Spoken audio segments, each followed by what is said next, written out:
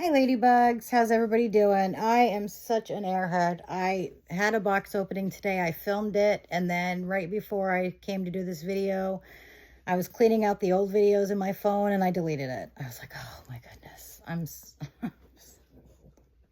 Face palm. Yeah, so I don't have the box opening anymore, but I did have a box opening today.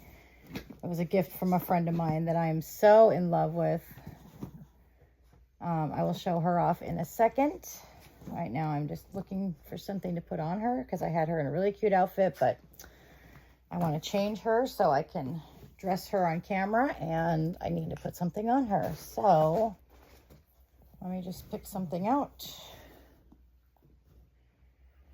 and we will find something for her to wear. How's everybody doing? You guys having a good day? Good evening? Good night? Whatever. Let's put jammies on her. Put these little pink and white elephant jammies on her. These are really cute. These are, I think, Little Me. No, these are Carter's. I love Little Me. I just love that brand. I love their jammies. I have so many pairs of Little Me jammies, for real. All right, let me introduce you guys. Okay, this is the back of her. She is so pretty. When you guys see her. She is the Tegan Kit by Ping Lao, and here she is. This is Miss Amari Marche. Marche was picked by my mama, and I love it. Amari Marche. I was going to name her Arietti from The Borrowers because I like that name, but it just didn't seem to fit when I got her. Arietti just didn't seem to fit. And then Amari came to mind, and no matter what other names I tried, because I was like Iris, because I really liked Iris for her, but I couldn't get away from Amari. As I was picking names for her, I was calling her Amari. So I was like, okay, that's probably the name she's meant to have. So that's what we will call her. And I don't know why I kept looking for other names. Like, it's not that I don't like Amari. It's just not a name I guess I would normally pick. I don't know. And so I kept trying and trying to find another name. But everything I picked just didn't seem to fit her like Amari does. And I really like Amari for her. So we are going to call her Miss Amari. Amari Marche. But we will just call her Amari. We don't need the middle name unless she's in trouble. How are you guys doing? I'm doing okay. It's not been a bad day. A little bit of a busy day, but all in all, a good day. So yeah. I keep getting her shirt stuck on her earrings. There we go. I love this little shirt because it has a little lacy piece at the bottom of the cuffs and the bottom of the shirt, which I think is just super cute. All right, Miss Amari, lay down. And she's got I'll show you guys before I dress her. She has got the most beautiful skin tone. It's not too dark. She is so pretty. Look at her. Such a pretty babe. Such a pretty babe. Huh? Are you a pretty babe? And her hair is so soft. I just love her to pieces. So I've been really obsessed with this Sarah Boone case. I don't know if you guys know that case. It's the suitcase murder. That's what they're calling it. And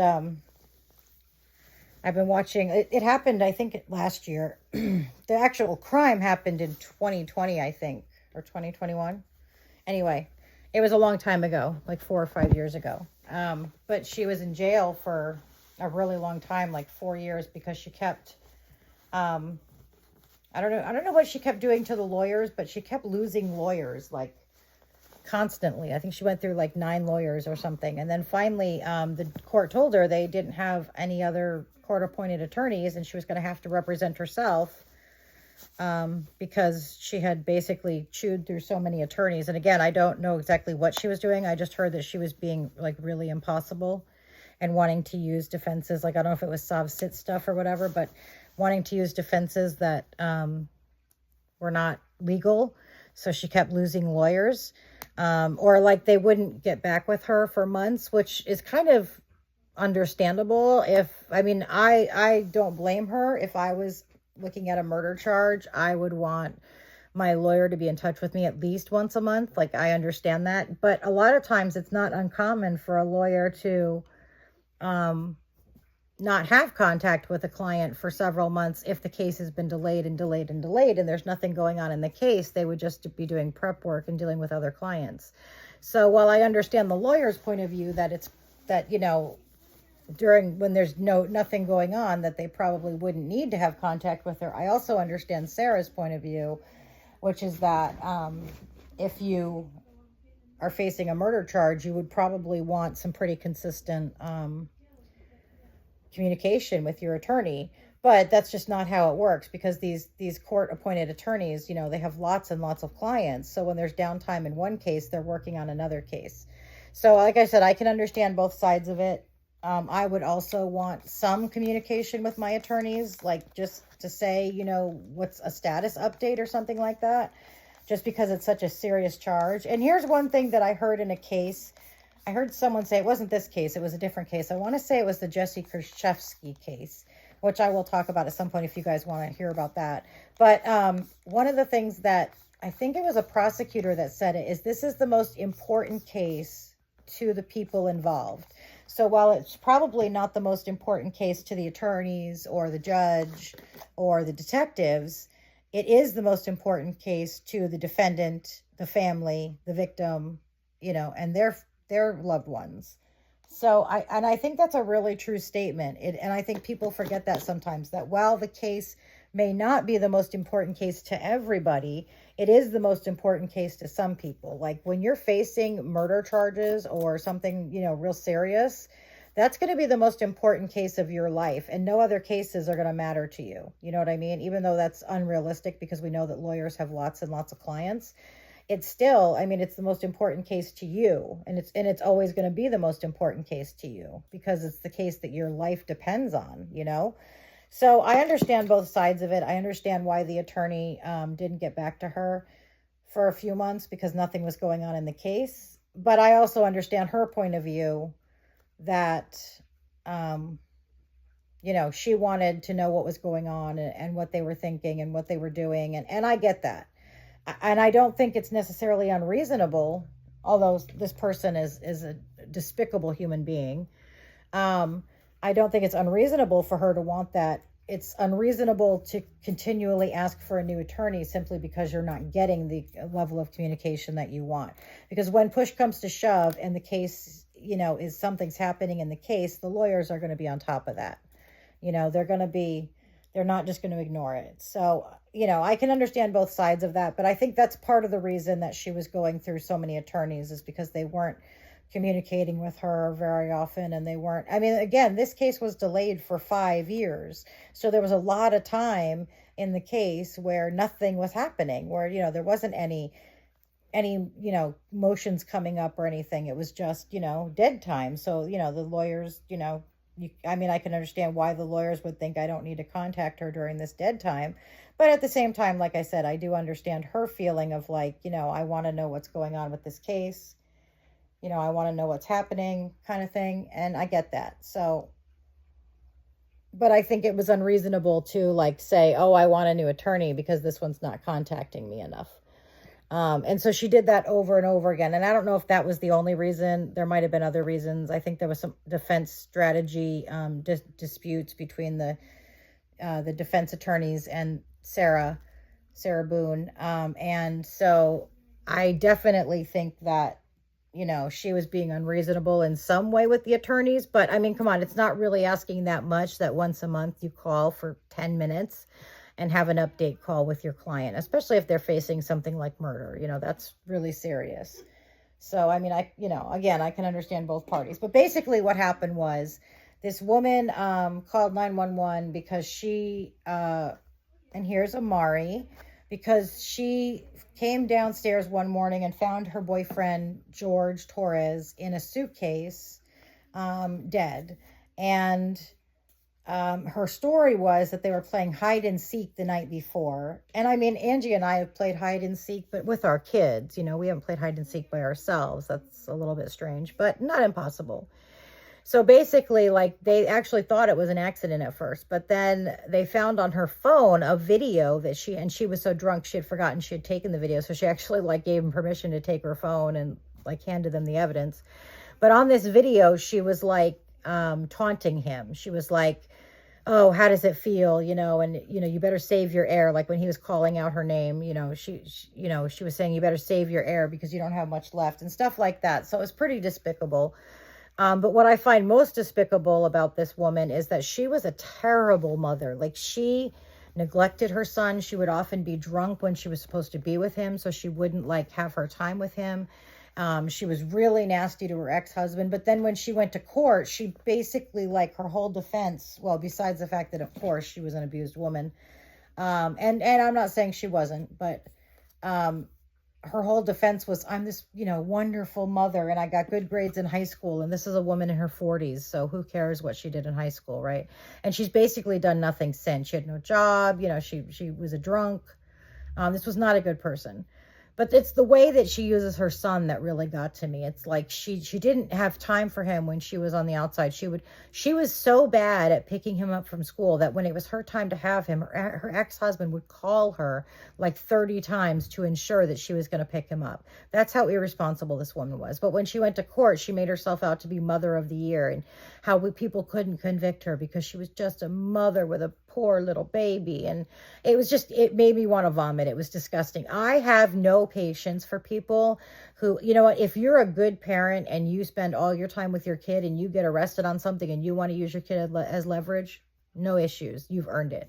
But I have a real problem with parents who do nothing for their children and basically like neglect or abuse their children and then try to use them as leverage when they get into trouble. That really irks me. There's very little that irks me more than that.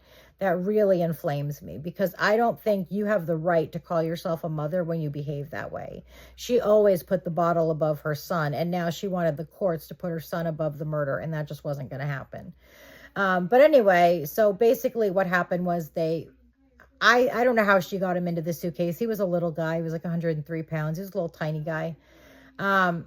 And I don't know how she got him in there. Maybe she said they were going to play a game. Maybe she said she thought it'd be funny. I don't know how she got him in there, but somehow she got him into this suitcase and zipped him up, and he suffocated because she basically left him in there after taunting him on this video and then went upstairs and went to bed and didn't come down. That was like at midnight, and didn't come down until like 1 o'clock in the afternoon the next day. So she literally like left him in there for like 13 hours and he died. And I don't think it was an accident based on the taunting on the video. I think that she totally like planned. I don't know, because she was drunk. I don't know if she planned for him to die, but she certainly didn't. She should have known that her actions would lead to his death. Like anybody knows, if you zip a full-grown adult up in a suitcase, there's a good chance that they could suffocate. Like I think that's pretty common. Like that falls under the common sense category. So I don't feel like that's an accident. You know, an accident would be if a suitcase fell off a shelf in the garage and landed on him. You know, that's an accident. I don't think that, you know, zipping someone up in a suitcase and then going to bed for 13 hours counts as an accident, but whatever. And then isn't Amari pretty? Look at her in pink. She looks so pretty in pink.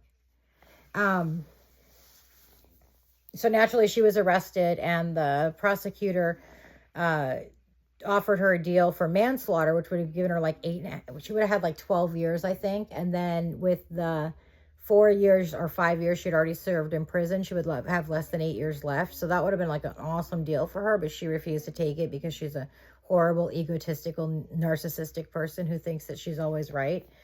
And then at her sentencing, she gave this speech that was just like outrageously sarcastic. She was like, I forgive George. And then she spent like 5 minutes listing all these things that he did to her. I was going to talk about the abuse part. So I believe that he physically harmed her, but I also believe that she physically harmed him. And I think that she was the aggressor based on what her attitude and watching her and kind of her personality. She doesn't strike me as a shrinking flower, you know, someone who would be the victim. I mean, I really think she was the aggressor, and that, yeah, he probably did abuse her as well. I think they abused each other, but I don't think this is a situation where a woman was badly abused by a man and you know, he was just this big brute bully. I just don't see that happening. Not to mention the fact that she outweighed him by like 30 pounds, you know, and was like a foot taller than he was. This was a little guy, like the average size of like a 12-year-old. I mean, he was a little tiny guy.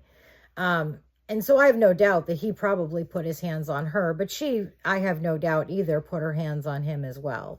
So I think it was kind of a mutually toxic relationship. I don't think any one person was more or less abusive. I think they were both at fault. I mean, I think that probably for George, more of the abuse was self-defense, although that doesn't mean he didn't lash out at her at times. He probably did. But she really, from what people who knew them said, and from the personality that you saw in court, she really was a very aggressive, very brute kind of bully person. And I just, I have no doubt that she was just, if not just as abusive, if not more than he was. But anyway, she ended up getting life. And I was just watching it. And the thing that really bothered me was this part with the kid, like her ex-husband testified to how she was a horrible mother. She neglected him and often forgot to pick him up at school and just left him sitting there, and all this kind of stuff. And then when she's in court, she basically made herself out to be Mother of the Year, which to me was just offensive. It was disgusting. You don't get to use those terms when she should never ever ever be allowed to use the term my son again, because all she was an egg donor. She wasn't a mother. Mothers have I think we can all agree that mothers have a very specific role. Mothers have very specific duties. And if you're not going to do the things that you're supposed to do for your child, then you can't sit there and call yourself a mother. So anyway, we're going to address Ashton. So that case, I've been obsessed with the last couple weeks, not the last couple weeks, the last couple days. And I've been watching a lot of the court hearings. Like I said, it was a year ago, so I'm not watching anything live, obviously. I'm watching it all retroactively. But it's an interesting case. And, the one I meant, excuse me, I don't have the hiccups until I get on the phone. And then I all of a sudden have the hiccups. I don't know why. I wonder if talking can cause the hiccups. I just don't know.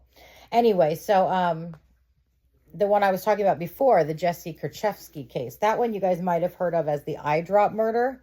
And one of the things that I love about that case, and I've watched it several times, is that the judge that presided over the Jesse Kerchevsky case was also the judge that presided over the Darrell Brooks case. And if you don't know who that is, you are in for a treat. So Darrell Brooks was woman abuser, drug user, just not a nice person overall. And he got in a fight with his girlfriend in Waukesha, Wisconsin, and he drove away from the fight. And I don't know how he did this or why he did this, but he drove straight through a Christmas parade. This happened I don't know if it was a couple days after Thanksgiving or a couple days before Thanksgiving. No, it was a couple days after Thanksgiving, because it was like November 27th or something. But he drove his SUV through this Christmas parade. He killed 6 people, including an 8-year-old boy. And most of the victims were elderly, but there was one 8-year-old boy. And then I think there was one in their 30s, and the rest of them were in their 60s and 70s. And he injured like 80 people. I mean, it was crazy. He drove through this Christmas parade and he just mowed through people. The whole car was torn up by this bodies hitting. And one of the most interesting things about his trial was that he did represent himself in a capital murder case, with 6 murders, and he had like 67 counts of assault with a deadly weapon or something to that effect. So he had a lot of charges, and then at the very end he had a charge for assaulting his girlfriend. So he had a lot at stake, and he defended himself, and he was the most petulant. If you have not watched the Darrell Brooks case, I've watched it like 4 times. I highly recommend it.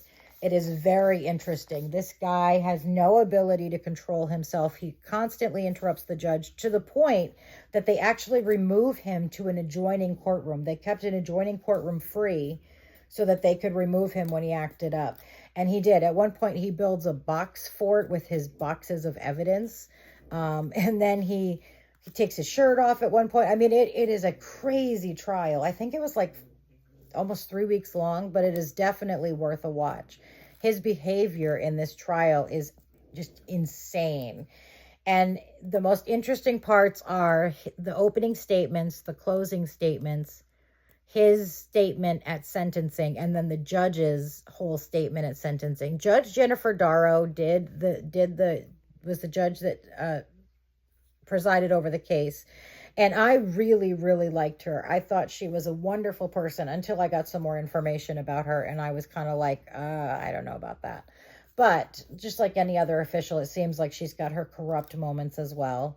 But it's definitely, if you like to watch those kinds of things, I highly recommend the Darrell Brooks case, or they call it the Waukesha Christmas Parade case. And it is just, his behavior in the courtroom is outrageous. Like he didn't, he doesn't stand for the jury. He throws temper tantrums. He yells and screams. He objects to every question the prosecution asks, even without grounds. He just object. That's why it lasted so long. Like they could ask, what is your name? Object, irrelevant. I mean, hearsay. I mean, he just had no idea what he was doing. And I really believe he knew that he was going to be found guilty. And this was his last, hurrah. Like he knew he was going to be found guilty. He knew that his time was coming to an end. And so he just wanted to have fun. And he did. He had a blast for 3.5 weeks. And then he was found guilty and was sentenced. I think the total ended up being 713 years. It was insane. Because he got 6 life sentences for the people that he killed. And then he got, I want to say 17.5 years for every one of those 67 counts that he got for the injury with a deadly weapon. And then he got, I don't know, 2 years for assaulting his girlfriend or whatever. So yeah, he certainly had a party with that. But if you like watching those kind of trials and stuff, definitely check out the Darrell Brooks trial. It is very interesting and very kind of entertaining to watch, because it's like watching the courtroom happen with a big giant toddler in it. He just threw temper tantrums throughout the whole thing, and it was just crazy. So if you're interested in trials and stuff, definitely watch that. I don't know if you guys are into this, but I've asked a few times and I haven't really seen any responses. But if you guys want me to talk about true crime cases, I can do some more research and get detailed information about these cases and tell you guys about them. If not, I can just do what I'm doing now, which is just sort of a basic rundown of a case. The Waukesha Christmas Parade case, I was so glad he'll never see light of day, because this was not a good person. Oh, the reason I brought that up was because he was another one who, he had I think he had 3 or 4 kids. I think he had 3, and then another one was born either while he was in jail or whatever, right before he went to jail, something like that. And he talked about his kids, he made himself sound like Father of the Year, like he was there when they were born, and he cut the umbilical cords, and how close he was to his youngest daughter, and how he took his son to play baseball. This is a guy who never saw his kids. He didn't pay child support. He was a drug dealer. He was a drug user. He was, he sang horrible, swear-filled, violent-filled rap music. I mean, he was just not a good guy, and certainly not a good father. So for him to paint himself as Father of the Year really bothered me. Again, it's people using children as pawns. I understand that children are pawns in a lot of situations. I get that.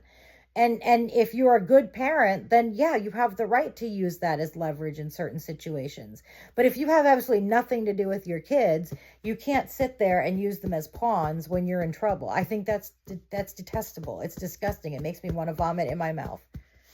And I hate vomit. That's why I'll pick up poop any day, but vomit turns my stomach. So I'm telling you, it's just, I am really offended when people do that with their kids. Don't use your kids if you haven't given your kids anything. That's just foul.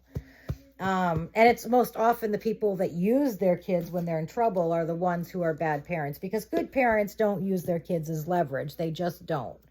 Good parents don't see their kids that way. They don't see their kids as a commodity. So generally, if you see someone using their kids as leverage, you can pretty much guarantee that they're probably not the greatest parent, because like I said, good parents just don't, it doesn't, not that they can't do it, they can, but it just doesn't occur to them to use their kids that way. Do you know what I mean? For most good parents, when they get in trouble, they don't think of their kids as a commodity or a chess piece to be played. You know what I mean?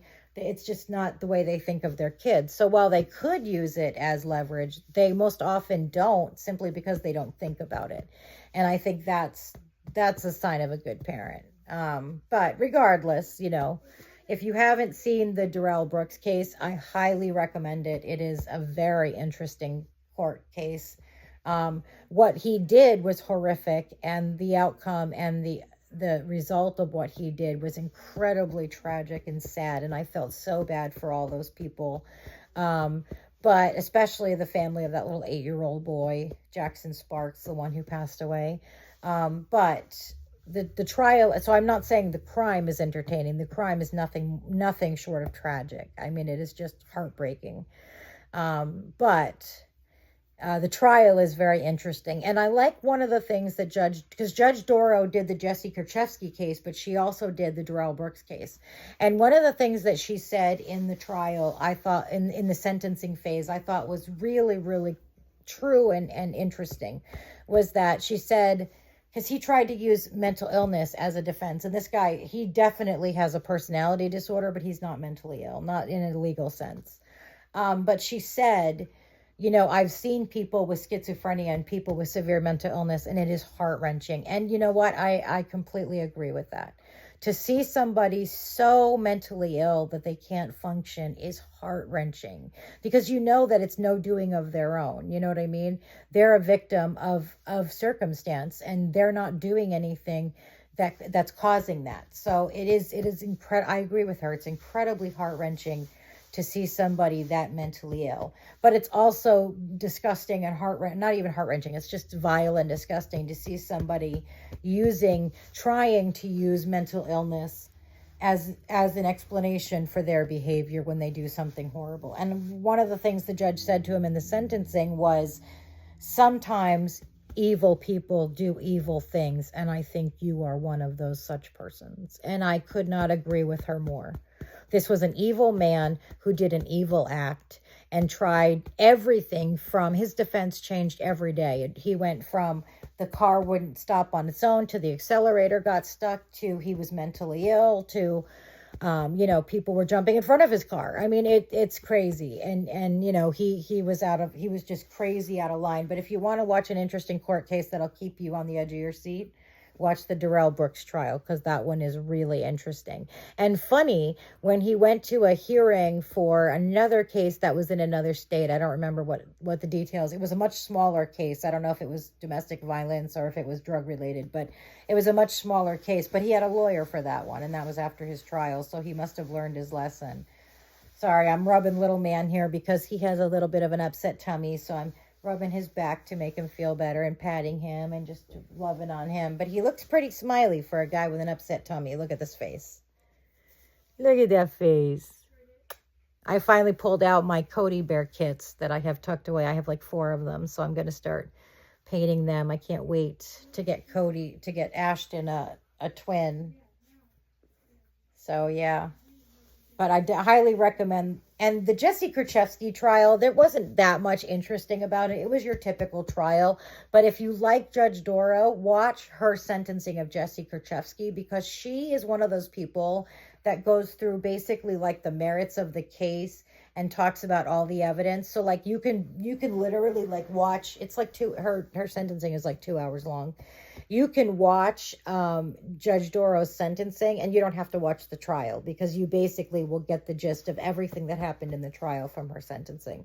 And she doesn't mince words. What happened with Judge Doro, that I lost some respect for her. I still think she's an amazing judge. I think she's an amazing woman. She's advocated for like drug offenses and people who, she's really been advocating for people who sell drugs to be responsible for the death of people who use drugs. And I agree to an extent. I agree that if you sell someone drugs, you should absolutely have some responsibility if they die on those drugs. However, the people that agree to take the drugs and buy the drugs, they are also at fault. I don't think that it's one way or the other. But what happened was, it turned out that Judge Doro's grown son, and while I don't judge her on her son's behavior, I judge her on her own character and her own behavior, that her son sold drugs to a college student who died, and that she has done everything in her power to protect her son from those consequences. And that, I think, is vile and repulsive. while I think she's a wonderful judge, I think her character, like all of us, has flaws and holes. I understand a mother wanting to protect her son, but when your son is 25 and he's involved in somebody's death by selling drugs, you kind of need to let him face the music as an adult. But she didn't, and she got involved, and it cost her the Supreme Court justice seat, and I definitely think that was earned. She should not have been a Supreme Court justice if the laws that she upholds in her community are not the laws that she upholds in her home. So, yeah. So I enjoy talking about this kind of thing because I watch a lot of it. So if you guys find this interesting, let me know, and I'll research some more court cases, and I'll talk about them more because I find it very interesting. But I'm going to let you guys go. I love you guys, and you guys make me so happy. And here's little Ashton, and he loves you. And I'm going to let you say goodbye to Amari. Look at that little dude. Look at that little face. He is such a stinker. Such a little stinker, huh? Then we're going to say goodbye to Amari because she is the new one. Look at that face. All right, so the light is above her. I'm going to hold her up so you guys can really see her. Let me see. There we go. There's Miss Amari. Isn't she beautiful? I just fell madly in love with her the moment I saw her. So, yep, I love Amari. She's a keeper, huh? I haven't weighed her yet, but I think she's of weight to be a keeper. So you guys will be seeing a lot more of Amari. Anyway, I'll talk to you guys later. I hope you have a wonderful night. Sleep well. And if you ever want to chat, I'm here. Talk to you later, ladybugs. Bye.